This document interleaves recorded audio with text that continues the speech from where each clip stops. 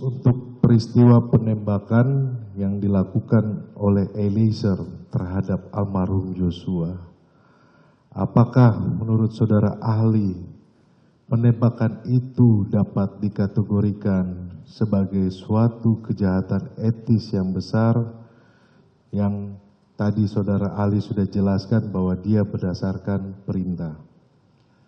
Jadi dalam etika itu memang selalu dibedakan antara yang normatif dan kebersalaan seseorang.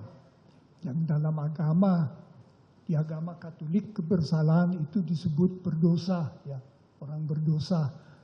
Tapi dalam etika saya tidak pakai istilah itu. Dalam etika saya pakai istilah bersalah secara etis, boleh dituduh kamu secara etis adalah buruk. Kita dalam bahasa biasa mempunyai istilah itu orang jahat misalnya.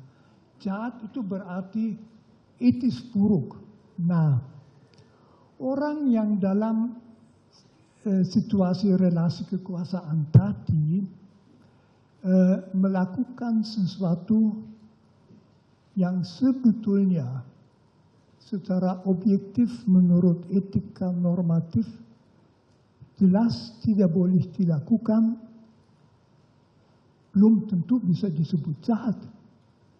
Karena dia tidak melakukannya karena sebetulnya mengabaikan norma moral, tapi tidak tahu mana yang ditaati.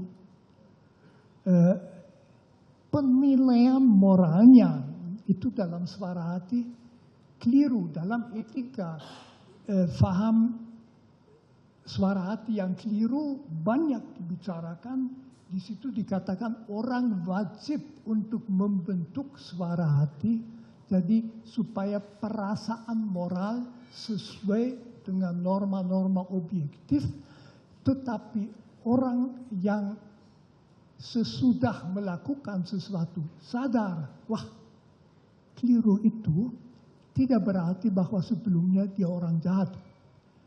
Jadi dari sudut kebersalahan pribadi itu amat sangat relevan. Yang dinilai pada orang adalah secara etis, tanggung jawab etis di dalam kasus itu. Jadi sejauh mana dia bertanggung jawab. Tanggung jawab seperti tadi saya katakan, makin dia bingung, makin dia mungkin merasa antara dua kewajiban, jangan melakukan ini, tetapi taatilah. Kebingungan itu mengurangi kejelasan suara hati, dia bisa keliru tanpa boleh disebut jahat atau itu.